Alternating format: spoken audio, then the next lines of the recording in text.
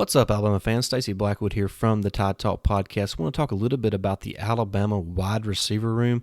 Of course, on Friday afternoon, Alabama got a commitment from Lousiville transfer Tyler Harrell. Just a big-time get for Nick Saban and the Crimson Tide, and Saban just continues to own the transfer portal. He tried to warn everybody. He told everybody, this is not really the best way to do things, and here we are. He is owning it like he owns the recruiting trail. But I want to talk a little bit about the depth here at wide receiver now and kind of what the depth chart could possibly look like this fall. Of course, we don't really know the answers completely because we're not in the coaches meeting. We're not there in practice to see how guys line up or where they line up at the Z or the Y or the X or in the slot or wherever you may put those guys. So this is just really an educated guess is all it is. But we're going to talk about that here in just a minute. But as always, we want to hear from you guys. I want to know if you think Tyler Harrell will be a starter or not. Y for yes or M for no. Jump in the comments and let us know your thoughts there. And of course, feel free to expand on your answer. All right, and also make sure you hit that subscribe button. We're less than 200 subscribers away from our goal of 1,000, so make sure you're subscribed to our channel so we can reach that goal of 1,000 subscribers. Also hit that like button so we can get 100 likes on this video, and make sure you turn that notification bell on so you don't miss a single episode of the Tide Talk podcast. All right, let's just talk about the wide receiver room real quick. Of course, Harrell's not the only transfer we have there in the wide receiver room. Of course, I would say the number one guy right now is going to be Jermaine Burton, the Georgia transfer. Coach Saban was very high on him all throughout spring practice. He was really impressive, according to Coach Saban.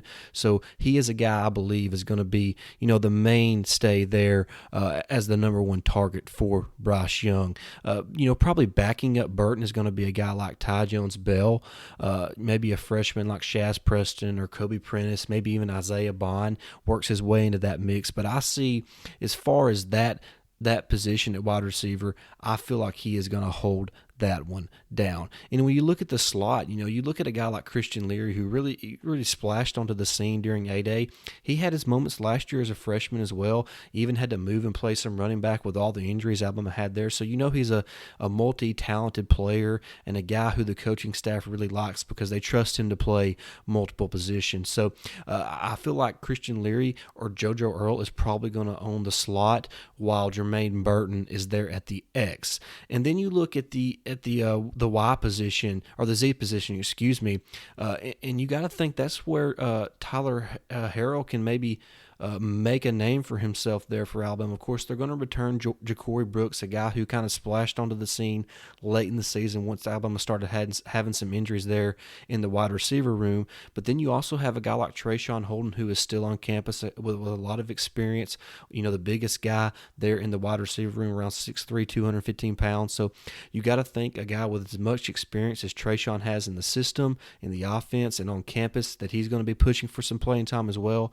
And of course, another freshman to keep in mind is Kendrick Law. So there's plenty of talent there. The numbers are not short there in the wide receiver room. It's just unproven. So it's all about proving out who is the best guys this fall. And to me, I think when you look at the wide receivers when we first start the season here in 2022, I think it's going to be Jermaine Burton, Christian Leary, and probably Ja'Cory Brooks as your top three guys, with Tyler Harrell in the rear and closing in on some quality playing time as well, because he's just too explosive. Like I mentioned, a sub 4.2 40, a guy who averaged nearly 30 yards of reception last year for Lousiville. I know it's the ACC. I know it's not quite the SEC, but you cannot teach speed, and he's probably one of the fastest guys in all of college football, and that's nice to have with Jameson Williams now moving on to the NFL. We all know how well that connection was between Bryce Young and Jameson on the deep ball, especially late in the season.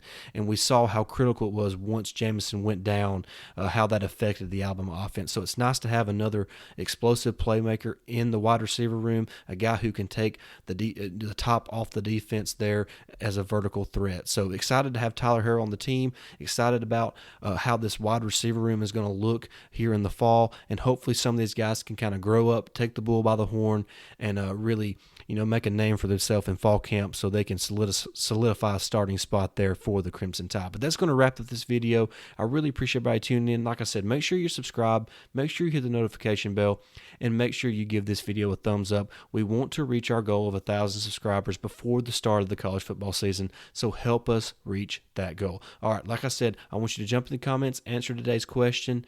Do you think Tyler Harrell will be a starter for the Crimson Tide this fall? Y for yes or N for no. All right, that's going to wrap this video up. Until next time, roll Tide.